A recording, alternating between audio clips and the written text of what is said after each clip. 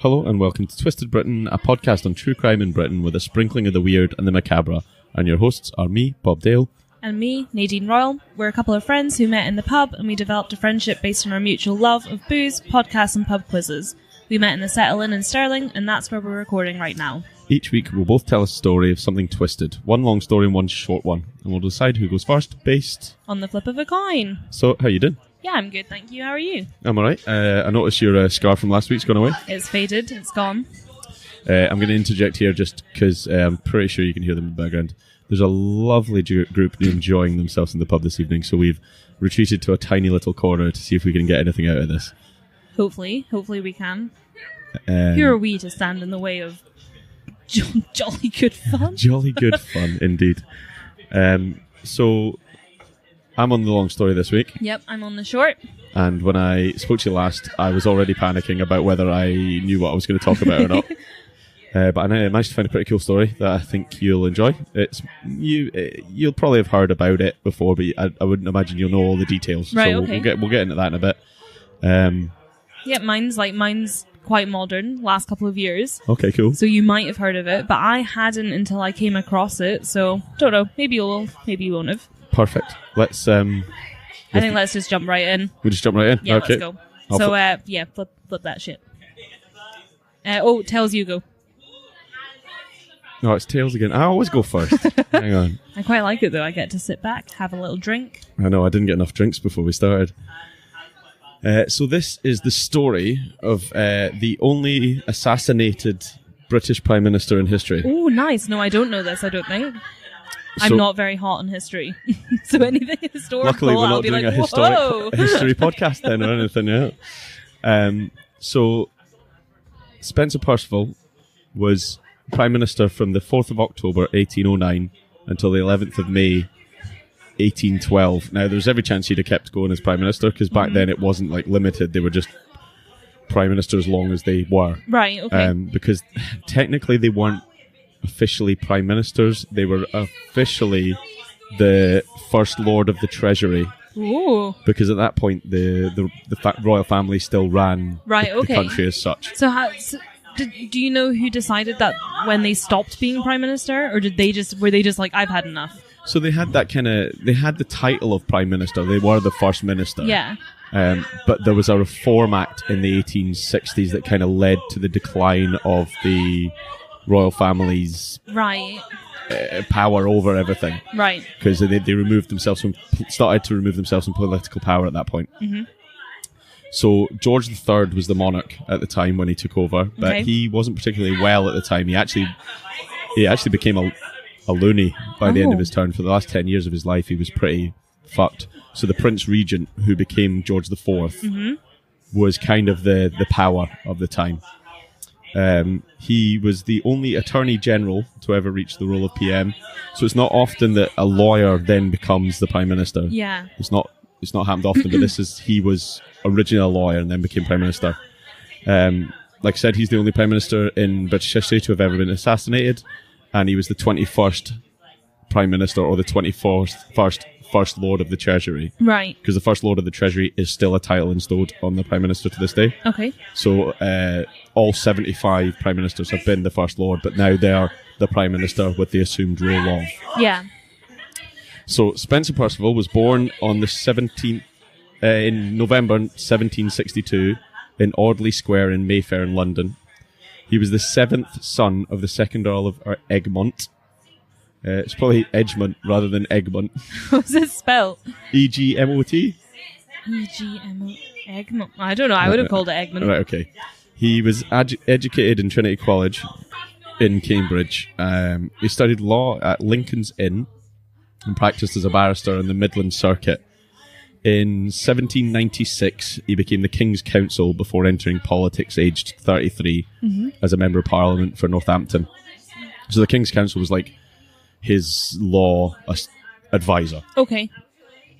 He married Jane Wilson in 1790 and they had 12 children. Holy shit. 6 boys and 6 girls. That's a lot of kids. Yeah, proper full set. You got a dozen there. You know. Half and half.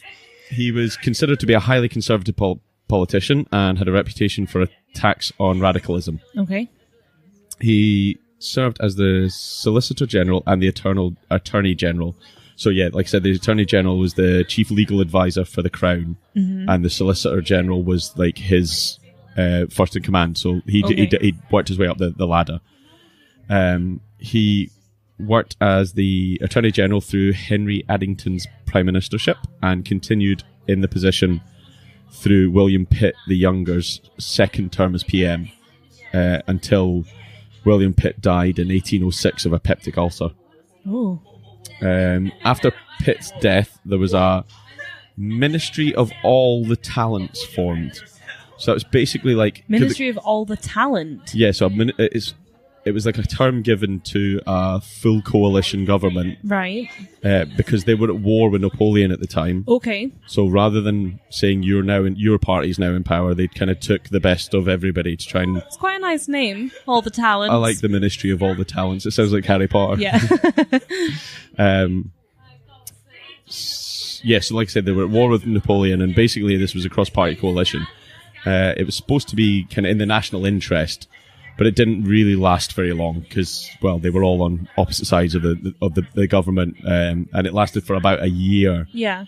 During that time, Spencer Perceval remained completely in opposition of it, and for the duration of it, he was not a part of the main party. When a new Tory party was formed in March of 1807, Perceval joined it as the Councillor of the Exchequer and leader of the House of the Commons. Now, from what I could work out, having looking at stuff, it's the only time that both roles has been held by one man. Right. Oh, okay. Because he was a prominent lawyer and very good, he was given the charge of both. Quite a clever guy, then. Yeah, he was a very clever man. Not well liked, but a very clever man. So he served in the House of Commons under the Duke of Portland, William Cavendish. He stayed in this role basically trying to balance the country's books because the funds for the war were huge. Yeah. He did it through tax rises and borrowing money and stuff like that, and he managed to float the country pretty well. The Duke of Portland, who was William Cavendish, died in 1809 of a stroke. He'd had some surgery and it didn't go particularly well, and he had a stroke after the surgery. And Spencer... I don't know how many surgeries back in the 1800s went phenomenally well. I don't think it was a huge success rate. Don't think so. And then Spencer took his place as Prime Minister. Basically, the way it worked, it wasn't a public vote at the time. It was an appointment by the King. So he was the name given forward by the Cabinet that he had the Cabinet's backing. Right. So the King, George III, appointed him as Prime Minister or First Lord. But he carried on the job as the Chancellor of the Exchequer as well. Right. Because nobody wanted to do it. It was such a fucked economy at the time. So he did that as a voluntary basis. He didn't get paid as the Chancellor of the Exchequer. He was opposed quite severely within his own cabinet, and there were people that basically had bad blood that he'd had the position, because it was like the backbench MPs that floated him. Right. So for the next years, he basically spent the time trying to underwrite the costs of the war, which he was quite successful in doing. But like I said before, he didn't really have all the power. It was the king that was making all the decisions. Yeah. So, John Bellingham. Okay. John Bellingham was... I'll let you know who he was, and then I'll tell you what happened. Okay. So John Bellingham was born in 1769, and there's very, very little known about him in his early days, because he wasn't particularly anybody important. He wasn't, like, noteworthy. No, he wasn't a big name, or apart from... Wasn't a big cheese. He wasn't a big cheese. Or certainly I couldn't find anything about his early life. He was brought up in London and was a jeweller's apprentice for a couple of years before he became a midshipman on a ship with the British East India Company, the Hartwell, which en route to China, there was a mutiny on board, and the ship ran aground on the Cape Verde Islands, which are just off the west coast of Africa. Yeah. So in the late... That all happened, and then he came back to Britain because they'd never made it all the way to China and everything. Mm-hmm. So in the late 1790s, he worked as a clerk in a counting house in London, and around 1800 he went to Russia, and I'm going to try this, Arkhangelsk. Ooh, go again. Arkhangelsk. I genuinely thought Yeah, I was sat across the table from a Russian for a Oh yeah, I second. mean, it's almost on par with my Irish accent. Thanks. And he was an agent for importers and exporters, so I think he was like the go-to man for import and export from the British Empire at the time, I suppose, into Russia. Right. He kind of went back and forward from there to London, and he returned in 1802, and he was a merchant broker in Liverpool. Whilst in Liverpool, he married Mary Neville in 1803, and in the summer of 1804, Bellingham and his wife and child at that point went back to Russia to work as the export representative. So he was the big cheese at that point. Right, nice. Good job, Bellingham. He did pretty well for himself. Like he was also quite a smart man and had worked his way up from being pretty much a nobody to quite important in the Russian export industry. Mm-hmm. However, while he was there was some shit went down with one of the guys he was working for. Mm-hmm. And one of the guys he was working for ended up owing money to the Russians. Oh, shit. It was something I like... think that's probably not a great standpoint to be in. Yeah, and everywhere I read, it was a different number of rubles that he owed and all that kind of stuff. Basically, Bellingham was put up as the patsy. He was like, he owes you the money. He's in charge of that shit. What's a patsy? A patsy, like he's the guy that takes the fall. I've never heard of a patsy. We'll educate you. Don't you worry. Already, I feel like I've been in like a modern studies / history lesson already tonight. You're I've learned a welcome. lot about our government. Well, I'd like to say it doesn't represent our government, but never mind. So yeah, he was arrested in Russia because he refused to pay the fine. He was like, "This isn't my debt. I didn't." Yeah, fair dues. I didn't do this. So that was in 1804. He was arrested, and after he kind of fought back and said, "Look, I wasn't due this money." Yeah. He, at that point, he wasn't arrested. He was just kind of questioned on it. Right. He, kind of said, "Look, I'm not deemed liable for this money. I'm going to get out of here." So he went with his wife and the child, and his wife was pregnant at the point, again, with his second child, and he was preparing. They were like, right, let's get the fuck out of Russia. Mm-hmm. So they travelled to St. Petersburg with his wife and child, where they had papers for travelling, like they were ready to get a ship, but his right to travel was revoked. Oh, shit. Because he was the patsy. And he was questioned again and locked up for the debt, at which point he was arrested. Oh, but God. Mary and the child were permitted to leave Russia. Wait, do we know what happened to the guy that actually owed the money? He'd already fucked off. He just fucked off? Yeah, he got out of here. He went, "This isn't my issue." That's ridiculous. Yeah, tell me about it. Wouldn't that be good, though? Like, not good, but like good if you could just go, yeah, see that guy over there? That's who you need to ask. Okay, bye. And just I'd like to try it with my mortgage, but it's not going to work. Please don't put me as the patsy. You're my patsy from now on.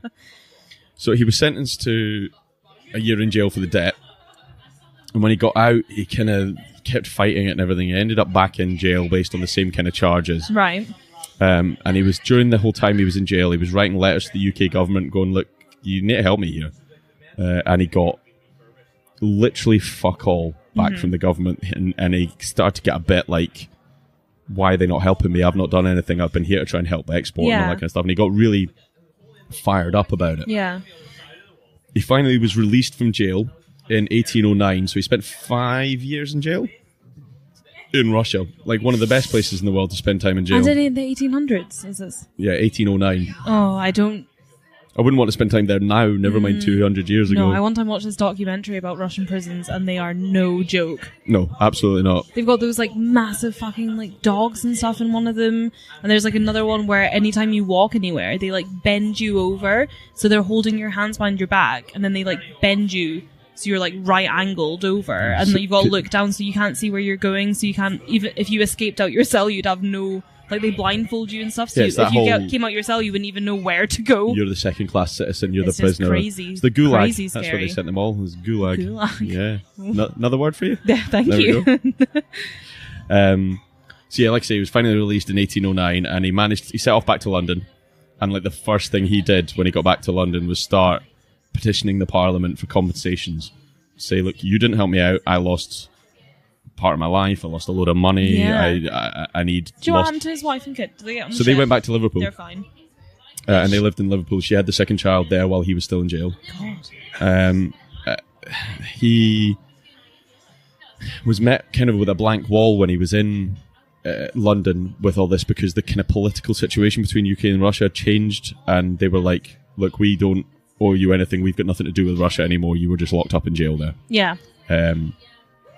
So he was kind of brewing this fire inside himself. Bit of a rage. Yeah, he was getting a real rage on. But his wife managed to calm him down, and it was like, you need to drop this matter, it's never going to go anywhere, let's just go back to life. Yeah. Good advice. He publicly did drop it, and he was like, fine at all, but by all accounts he was not ready to let the matter go. So he went back to his normal life for a couple of years. In 1812, he must have just got a bee in his bonnet again. Yeah. And was like, I'm going to attempt to gain relief from the British government, as he put it. And he sent letters to the Foreign Secretary, to the Lord Commissioner of His Majesty's Treasury, the Under Secretary, the Privy Council, and the Prime Minister. He got nothing but rejections from all of them. And basically he decided that there was only one thing for it. He bought 2 50 caliber pistols from a gunsmith in 58 Skinner Street in London, and he also went to a tailor and had a tailor make him a coat with a sewn-in secret pocket. That's pretty cool, though. Yeah, proper like 007 stuff. Yeah, that's really cool. So on the 11th of May, 18... I wonder what you told the tailor. What would your guy... See if you were gonna go and assassinate somebody, and you had to get a gun, but you had to get a special gun coat where you could hide the gun in a secret pocket. And the tailor was like, oh, cool idea. What are you going to hide in your pocket? What's your cover story? Whiskey. Oh, nice. Straight up hip flask. Just a hip flask. That's good. I need a hip flask everywhere I go. I don't know why, but my brain was like, drugs. And then I was like, why would I be... like, how is that going to be better? The tailor's going to be like, all right, yeah, cool. Oh, cool. Yeah, you can just slip a wee tin in your pocket, no problem. No, whiskey's much better. Whiskey's a better plan. So on the 11th of May, 1812... Bellingham turned up at the House of Commons, where he wasn't really, like, nobody took a notice of him because he'd been in and out loads already, like, trying to get his recompense. Yeah. And was, like, everyone was like, oh, there he's fucking back again. Yeah. And they just ignored him. So he walked into the lobby of the House of Commons and just stood there saying nothing. Oh. Knowing that there was a Prime Minister's session in. Do you know what I call that kind of anger? Eye of the storm. That's what I call it. So when you're like really, really mad, and then you have that calm phase where you're like absolutely raging, but so calm. Eye of the storm. Oh yeah, he was brewing a storm for sure. So while that was going on, he arrived just before 5 o'clock in the afternoon. But he'd spent the day just normally going about his business. He'd been to the European Museum with somebody that he lived with and their son, and well, because I think when he was in London working, he lived with. Oh, he just like boarded with somebody. Yeah, cool. And so him and the. I think it was a lady he was living with, but I don't think it was a mistress or anything. Yeah. And her and him and her son went to the European Museum. That's nice. He also spent the day writing letters. Just anything, just normal shit. Or just getting on with business. Doing his social media accounts for the day. So yeah, when he walked into the lobby of the house, he just kind of stood there. But in the actual chamber itself, it had been noted that the Prime Minister wasn't in attendance. Right. Okay. And it was supposed to start at 4:30. It's 5 o'clock. The Prime Minister's not in attendance, so they were like, right, send somebody to Downing Street to go and get him. Oh, okay. So they sent somebody to the Downing Street to go and get the Prime Minister, but he decided on that occasion not to take the normal carriage he would take. He would just walk it to the Houses of Parliament. Cool. Nice day out, go for a walk. So it took him longer than he thought. That's so rude. He's already half an hour late and he's like, I'll just walk. He's the First Lord of the Treasury. I know, but come on. As soon as you put First Lord in front of things, I think you get away with shit. Just rude. Yeah, rude. Rude. Spencer. So yeah, the guy got there to pick him up, and he'd already started walking. So he rocks up at about 5:15, where he was met in the lobby by Bellingham, who said nothing, walked up to him, drew the pistols, and shot him straight in the chest. We had both of them on him. Yeah. Double pistol action. He fell at the feet of the MP for Norwich, William Smith, which made me laugh earlier, but when I read it to Rosalind, she didn't find it very funny. I thought, well, falling at the feet of Will Smith's pretty funny. That's quite funny. Yeah, okay. Not as funny as I thought. Never mind. Sauce. So as Spencer fell down, clutching at his chest, he was heard to have shout one of three things. Oh. History records. Either I've been murdered, Okay. or murder, or oh my god. I like murder. See, I like Murder! I have been murdered in a proper like Oh, I have been murdered. in English. I have been murdered. You've got to yell it though. So he fell, clutching his chest, and he landed at the feet of Will Smith, who didn't know who it was until he flipped him over and was like, "Oh fuck, shit! It's the Prime Minister." That's like the best, the worst Scooby-Doo reveal. It was Old Man Jenkins all the time. So he was turned over, at which point they were like, "Oh fuck, it's the Prime Minister." So he was taken into an adjacent room and propped up in a chair to wait on a surgeon. No. As you do. Sit here. So unfortunately, by the time the surgeon arrived, there was no pulse at all, and he was pronounced dead at 49 years old on the 11th of May, 2 pistols to 1812. the chest, that's going to do it. 250 cal pistols as well, yeah. I mean, at like point blank as well. Yeah, pretty much point blank. From what... There's some really cool like sketch drawings of it, and it looks like he just walked up and just went, dead. It's That's bold. It's bold that he didn't. It's like Well- quite cool. Like, not cool, but like cool as in cold, that he just went up and said nothing. Well, Wasn't even like, fuck you, and it was did it. cold as fuck. Just- yeah. He was... That's beyond Eye of the Storm. He had a proper inner rage at this point. So, yeah, like I say, by the time the surgeon arrived, there's no pulse and he was pronounced dead. Bellingham then sat casually down on a bench in the lobby Oh, and and waited. watched the pandemonium around him unfold. Oh. It was only when... and it says an official, and I don't know whether it was one of the MPs or whatever, but he kind of went... It was him. I saw him do the shooting. So he was seized and disarmed and thrown to the ground and searched. He remained calm, didn't fight it at all, submitting to his captors, and basically he was asked to explain his actions. Right. And he was like, I'm trying to rectify a denial of justice on the part of the government. He was transferred into a room in the building where they put together like a makeshift court Oh, cool. and like tried to try him on... What, just on the spot? Yeah, they were like, nah, we're going to try That's you a right now. kangaroo court right there. Yeah.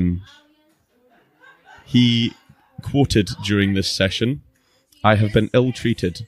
I have sought redress in vain. I am a most unfortunate man, and I feel here, placing his hand on his heart, sufficient justification for what I have done. He had, he said, exhausted all proper avenues and made it clear to the authorities that he proposed to take independent action. He had been told to do his worst. I have obeyed. I have done my worst. I rejoice in the deed. Who's the asshole that was like, do your work? Yeah, well, I think it was, from what I understand, it was a case of like, when he got all the rejections, he was like, what do I do now? And somebody had gone, just do your worst, mate, bugger off. You can't do anything. So around 8 o'clock that evening, he was formally charged with Percival's murder and was committed to Newgate Prison to await trial. Oh dear. So the trial happened on the 15th of May, which was only a couple of days. I'll skip that bit. Hang on. It was only 4 days later. Okay. The trial didn't take very long at all. I bet it didn't. There was some bits and pieces I read about the trial, but actually I didn't feel any of it made any difference. Like, they were going to find him guilty no matter what. Yeah. So there was notes about what he pleaded innocent based on the fact that he was readdressing justice. Done wrong by. Yeah, exactly. But at the same time, if you're like, oh no, I'm innocent because I was owed a murder, then I think you've pretty much pleaded guilty, haven't you? I suppose so, yeah. You're not really like, it's not like, I'm innocent, I didn't do it. It's, I'm innocent, I did it, but because of. Yeah, that's guilty, so you're fucked. So it only took the jury 14 minutes to find him 12-0 guilty and condemn him to hang. Oof. At which point the judge addressed him, you have been convicted by a most attentive and merciful jury of one of the most malicious crimes that human nature can perpetrate. Assassination is the most abhorrent of human crimes. It renders bravery useless and cowardice triumphant. It now only remains for me to pass the sentence, which is that you will be taken on Monday next to a place of execution, They're to be hung by the neck until you are dead, Yeah, your favorite. and your body delivered to be anatomized, and may God have mercy on your soul. That's anatomized. Anatomized, yeah. That's a cool. I like that phrase. I like whoever this judge was, because that's a wonderful sentence. He's like a little poet, isn't he? So yeah, his execution was fixed for the next Monday morning, which was the 18th of May. That wait must be the worst. You get 3 days to think, I'm dying in 3 days. That's mad. I mean, to be fair, At least it's 3 days and not like 3 years. he was a murderer. Large crowds had gathered outside Newgate Prison on the Monday, and they'd put in place like a huge police force. Uh-huh. Because they'd had warnings that there'd be a Rescue Bellingham movement happening. Oh shit. It didn't happen. Oh. So around about shortly before 8 o'clock, it was noted that the crowd remained calm and was restrained. And Bellingham, when he appeared at the scaffold, it was recorded that he mounted the steps with the utmost clarity. His tread on the board was bold and firm, and no indication of trembling, faulting, or irresolution appeared. I tried that earlier as well and couldn't do it. Irresolution, thank you. So Bellingham was then blindfolded, the rope was popped around his neck, and a chaplain said a final prayer for his soul. I didn't know that they blindfolded them. Yeah, I think it was to stop like people seeing their eyes popping out or shit. Oh, gross. I don't think they were showing him any mercy at all. Yeah, that's fair. So as the clock struck 8 a.m., the trapdoor was released and Bellingham was dropped to his death. Oofed. At least this time it happened first time. Yeah, that's good. So after his death, he was sent to St. Bartholomew's Hospital for dissection, as was dictated in the sentencing. Yeah. So on the 16th of May, which was 2 days prior to the execution, the House of Commons voted for an erection of the monument to the assassinated Prime Minister in Westminster Abbey. Oh, cool. So Is it still there? It's still there to this day. It's not in a very prominent point. Well, things change. It's been 200 years. I think even where they put it, it wasn't particularly prominent at the time. Oh dear. Poor Percy. So he never actually sat for a portrait during his term as Prime Minister. It was only 3 years, wasn't it? Was that right? Yeah, but he was quite a... Recluse isn't the right word, but he was quite a... He was just like... He sounds quite cash. Yeah, I think that's probably... I'll just walk. He was very good at his job, but he didn't... I get the impression he didn't like the limelight too much. Right. So, but because of that, there are 2 busts of him, one in Northampton Guildhall and one in St. Luke's Church. And both of them were taken using his death mask. Oh, cool. So yeah, the only actual busts of him were taken after he was dead. That's pretty cool, though. So that is the story of the one and only assassination of any British Prime Minister. That was really good. Yeah, I like that. There's so much information there that when I was looking at it, I was like, I don't know if I can do this justice in like half an hour. No, I think you've done a really good job. That's the... I don't know how other people feel, because I've never really been one for politics. I'm not really that invested. You know, like I care about the things that matter loads, but like see all the history of politics and government and stuff, I'm not that bothered. But I feel like I learned a lot there and I enjoyed it. Oh, good. Well, I'm glad. Whereas I quite like it all. Yeah. It's all quite... I find it fascinating that our country's been so... At one point, it ruled 22% of the world or something stupid like that, and we're a tiny, tiny little nation. And it was all derived off power from a royal family that was dictated down and made to do work, and then sending people away to enslave the world, and you know, but it literally took till, like I said earlier, 1860 to kind of formalize a proper prime ministership, and remove what is the possibility of one person of greed at the top. Yeah. So, which actually is only 150 years ago. That's mad, isn't it? Yeah, really? and then when you think that at that point he was the 21st prime minister in 1809, and there's been 75 since. So in the following 200 years, there's been another 54 people through. And I think that's 54 individual people, not occasions where they've been double prime minister. So like Winston Churchill had 2 terms in separate occasions and stuff like that. So I don't think he was like the 54th and the 56th. I think they're just counting as one person. But yeah, there's your political lesson for Thank today. you. No, I enjoyed that. It was really good. Really good. I actually managed to get all the way through that just finishing 1 pint. I know, that was quite good. Thanks. You had a lot to say, though. Yeah, so I'm going to take a break here and Get another drink. Woohoo! Well, that's better. I've got a drink now. Yeah, me too. Well, that's the main reason I come here anyway, so. Most definitely. Your turn. Yeah, you ready? Yeah, always ready. Okay, I'm just going to launch straight in. I'm not going to give it a title. Just going to go straight in. Okay, excited. I don't know why. It's not a great mystery. I'm just going to go for it. Ready? Yeah, go.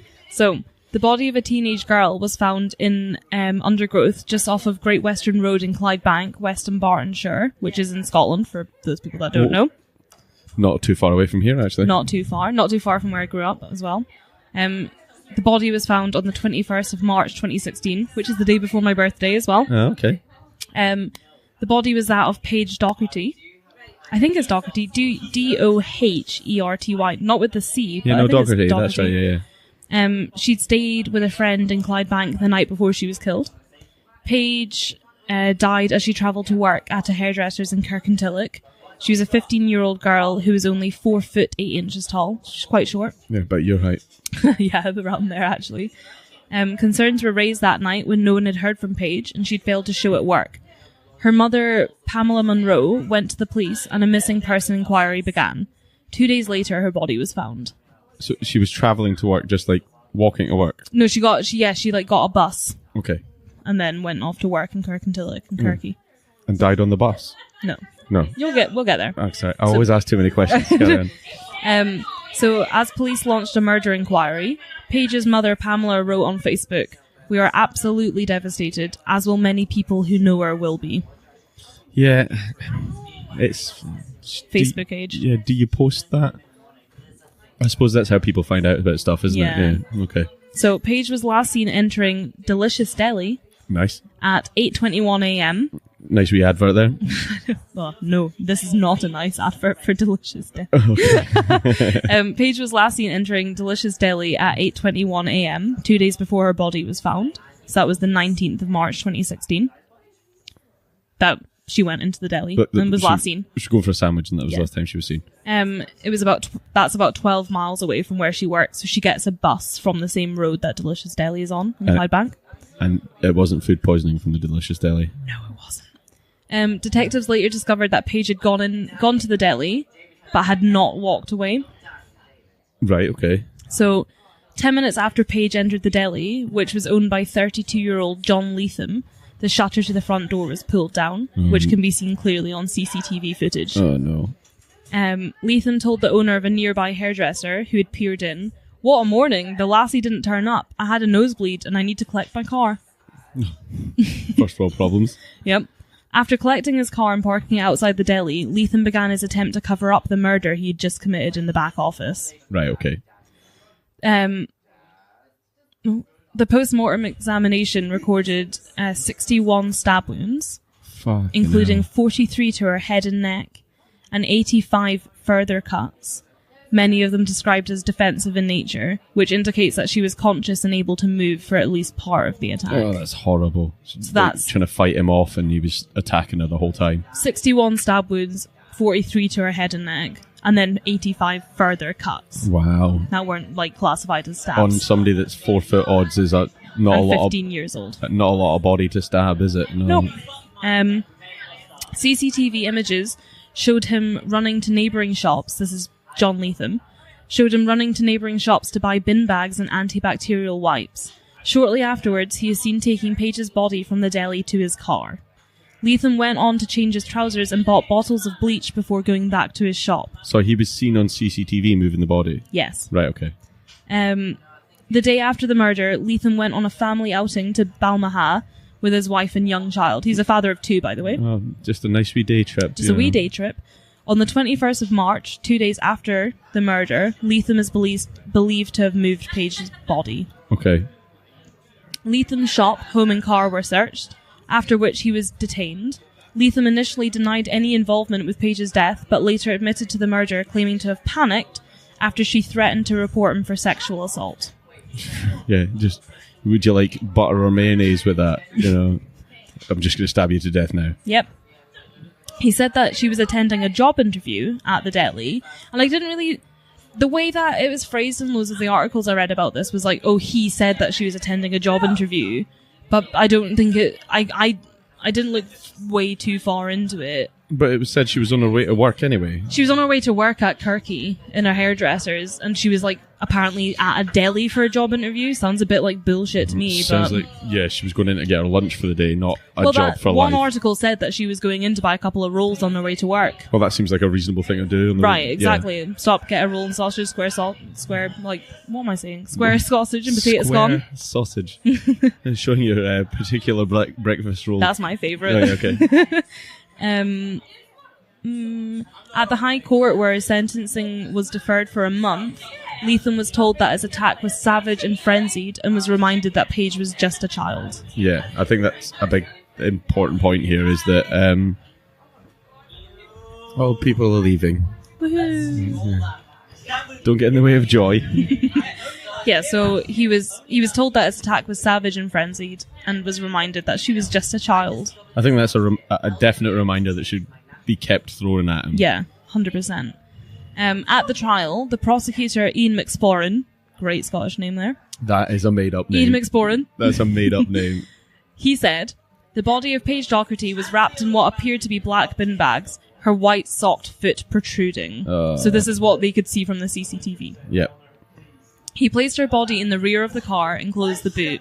The shop then remained open for business, with Leatham fully engaged in preparing food and serving customers until 3:15 p.m. that afternoon. You don't get a food hygiene certificate then. You're fucked, aren't you? Yeah. Prosecutors believe he initially moved Paige's body from his car to his garden shed, where she stayed for 2 days. Oh, poor girl. His car was filmed on CCTV at the area where her body was dumped, which, by the way, was just kind of on the side of Great Western Road, Clybank. Just a bit of scrub road. Yeah, just like in a bit of like kind of like a couple of articles described it as woodland. Others said it was just like in the bushes on the side of the road. Just a shit bit of land. Yeah, pretty much. So he was filmed there on CCTV, which is less than a mile away from the deli, Right. just up the road. He then returned to the deli and opened for business after dumping her body as well. At around noon that day, 2 people found Paige's body within the undergrowth. That's... I think we've said this before. What a horrible thing to stumble across. Like, Yeah, obviously, can't even imagine. We're not gonna say that it's not a horrible thing for her to have been killed in a deli, but at the same time, could you imagine just being out like for a walk or like walking the dog or something like that and stumbling across something? And, just horrible, and especially that's like that to me. That's a secondary crime that he should be charged for, is making somebody like distress. Yeah, totally. You're causing stress and horrible like that. That's forever. Yeah, you'll never forget that. No, you see that in your every time you close your eyes, you'll see that. Yeah, it's fucked, isn't it? Especially because it's such a grisly murder, like all the stabbing. It's fucking grim. And she's a child. And also 2 days old body. Yeah, gross. Leatham's lawyer told the court that Mr. Leatham had been a normal and ordinary person before the murder. He also said what happened was a gross overreaction to a comment Paige allegedly made. So even his lawyer is like, fuck this. Yeah, good. It was claimed the teenager had gone to the deli thinking Leatham may employ her, but that he told her he had other candidates to interview. Paige was then said to have told Leatham, I thought I was getting the job. I will just say that you touched me. Right. Well, I mean, even if that doesn't warrant a fucking stabbing. Doesn't warrant anything. No, it doesn't. Leatham is said to have suddenly stood up at this comment before Paige started screaming. The advocate went on to say, at that point he reached across for a knife. He went to grab the knife and stabbed her. He concluded by saying, it is not my position that the nature of the comment would mitigate the number of stab wounds or the brutality of the attack. I don't know if it's true or not, but I'm only taking the instructions of the accused for what took place. The QC added that Leatham had always accepted responsibility for the death. Well, you'd have to. He's been... Well, again, loads of articles, said that he didn't. And then he only kind of, was like, yeah, okay, it was me, after he was faced with the overwhelming CCTV evidence of him fucking killing her. You can deny as much as you want, but when there's a picture of you with a... literally, the CCTV is her going into the shop. 10 minutes later, he comes out and closes the shutters on the front of the shop. And then a while after is, carrying a massive mass in bin bags. That in itself, to me, warrants...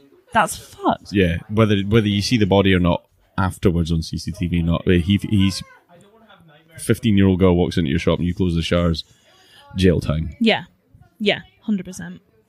The court also heard a number of victim impact statements from Paige's heartbroken family. Her mother, Pamela, revealed how she continues to suffer sleeplessness and nightmares. Prosecutor Mr. McSporran, again, great name, said she describes waking to hear her daughter's screams and the awful realization that she was not there to help her. Her husband, Andrew Munro, Paige's stepfather, was said to be living in a state of depression. The advocate depute, and then I didn't know what this was, so I did a little bit of searching. The advocate depute, who assists the Lord Advocate in prosecutions. Okay.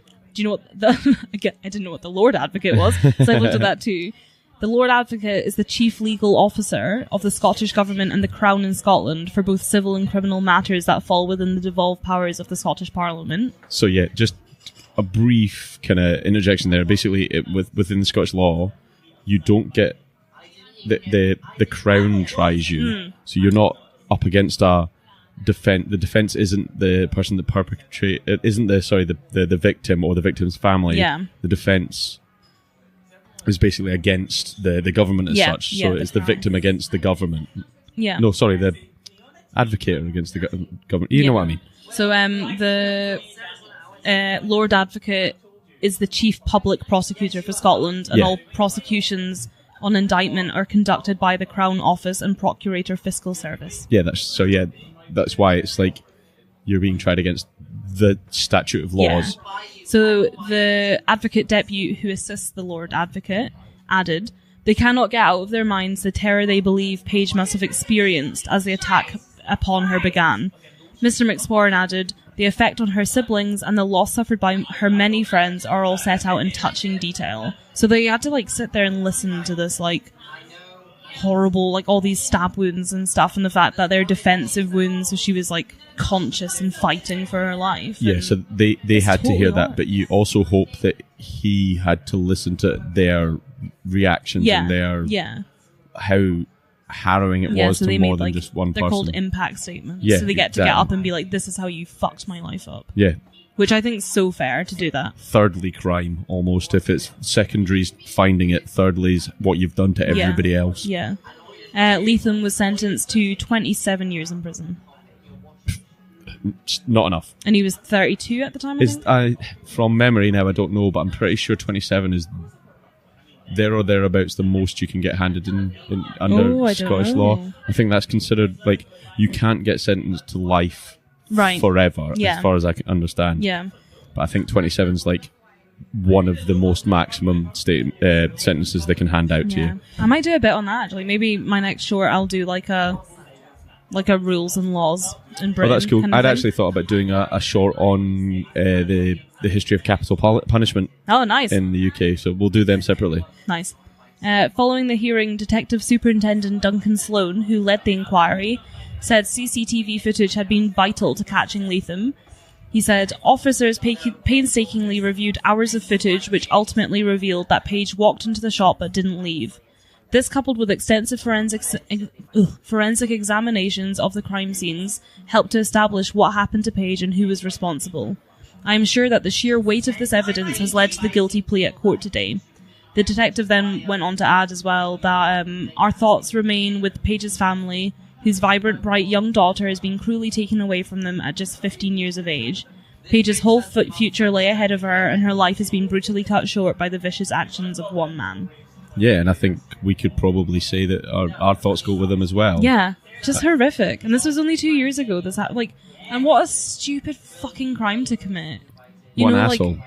CCTV, broad daylight, and nosy fucking neighbor business owner next door is oh, you're shutting early. What are you doing with your shutters? And he's oh, nightmare, I've had a nosebleed, I need to go and get my car. Yeah. Fuck off. It's almost an advocate for CCTV everywhere. Yeah. I've got no issue. I mean, if you're doing nothing wrong, why? Yeah, you got nothing to hide. Nothing to hide. I mean, I'm on board with that. We're all pissed walking down the street one day. I don't care who sees it. Yeah. And if it but if it makes a man of that horrific stature end up in jail for, let's hope he does 27 years and then never gets out again. Yeah. Well, he's 30, so he's 30. He was 32 in 2016 when he was sentenced. So that'd make him 59 Yeah. if he comes out of prison at 27 years. Let's hope he rots in jail forever. Yeah, fuck him. Like, it's just so horrible. I don't even want to, like, really think about what the truth behind what happened was. You know, like, I don't know if she was. I should have looked into it more in depth to see if her family were like, she wasn't going for a job interview, you know, like, but the fact was, I don't think she could have been, because the police only caught him after doing, like, extensive looking for her. Like, they launched an inquiry.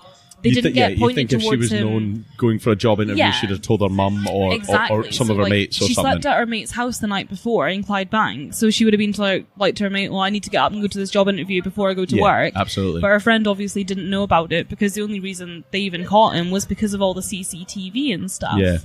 So it's just like, just shit, really, isn't it? And he's like, oh yeah, she was here for a job interview, so that's why I took her in the back office. And you're like, oh god, I didn't want to know. That's the bit that, with that 10 minutes with the shutter closing, you'll never know what happened, but you don't need to know what happened to know how much of a monster that human being is. Just horrible. Just like totally predated this poor girl, like under 5 foot tall, 15 years old. Like, and I've seen, like, there's loads of photos of her, like, from, like, they've taken photos off her Facebook and stuff to use as, like, on all the news articles and stuff. And like she's gorgeous. She's like this gorgeous 15-year-old girl. Like, she's skinny and small and pretty and just horrible. Just like a total shame that this absolute asshole just took her life. It's totally shit. I'm sure you'll have heard next in the ring. That's that's not the wrestling here. That's Last Orders, which Jock has just confirmed for us. Not a good story, but yeah, you took the words out of my mouth. Not a good story. Good research. Like Thanks. That. And I just always think, like, I don't know. I like not like reading stories like that and hearing stories like that, but they're very like real world scenarios. Yeah, the real world scenarios, and I think the outtake from that is there has been an end to it. There's been somebody that's been prosecuted, and he's in jail, and he'll stay there for a while. Yeah. And I hope he gets his just deserves. Yeah, same. So that was Twisted Britain this week. One political lesson and one. Just don't trust people. Make sure somebody's filming you everywhere you go. Yeah. We are going to continue to do this every couple of weeks. Yep. We're releasing a podcast every second Friday. We would love you to tell us what you think. We've already had quite a few reviews. We've had like a couple. My personal favourite thus far is the last one, which is along the lines of Nadine is truly amazing and Rob is just a tube. It adds a nice balance. Keep on going. But the horrible balance about that is nobody ever calls me Rob. No. And I'm pretty sure I know who that was. Thank you anyway. Yeah. I'll take that. Thank you. We've also had a really cool shout out this week. We have, yes. So as part of our kind of social media status, we followed a Twitter page called Podern Family, and you can find them with just hashtag Podern Family. And they've got a grouping of podcasts that are promoting each other and stuff. And we were very lucky to have a shout out this week from Now That I'm Older, which is a podcast from America that is a show that examines how getting old sucks, but can be awesome at the same time. They delve into things that were awesome when they're younger and how they've changed now. And their hosts, Shane and Kenny, discuss that kind of weird news and tell basic personal stories and stuff like that. Sounds so good. I had a listen today to them because obviously they give us a shout out and would like to do the same to them. Check them out. They're on Twitter.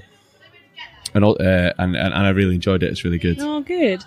So thanks, guys. We really appreciate that. Thank you so much. And also check out hashtag Podern Family. We're going to delve a bit more into that. Yeah. We'll try and maybe mention somebody every week that we listen to and think are cool, and hopefully people will do the same for us. You can find us on social media. Yep, we're on Twitter. At Twisted Britain. We're on Instagram. At Twisted Britain. Also on Instagram, we've uploaded a couple of other things today, like the much coveted Settle-In Domino's Champion Shield. So those of you that listened to last week's episode, 2 weeks ago's episode, will have heard the dominoes in the background, and it was awarded. So give us a like on that, because we don't play the dominoes, but other people do. No, yeah, they are good. We're also on Facebook. Also at Twisted Britain. And We have a wonderful website, which is www.twistedbritain.co.uk. We'd very much appreciate if anywhere you listen to us, you give us a rating and a review, and let us know that you have, and we'll shout out to you to say thanks very much. Yeah, definitely. And like, we can be listened to on Podbean, Stitcher, TuneIn, Apple Podcasts, YouTube now as well. And Spotify as well. Yeah, I'm slowly working everything out. But yeah, thanks very much for listening again. Thank you so much, and thanks to Matt Johnson as always for our intro and outro music. He can be found under the Narcissist Cookbook on most media for his music. Good coverage there. Thanks. Most media. Yeah, thanks for listening, guys. Thank you. See you next time. Bye. Bye.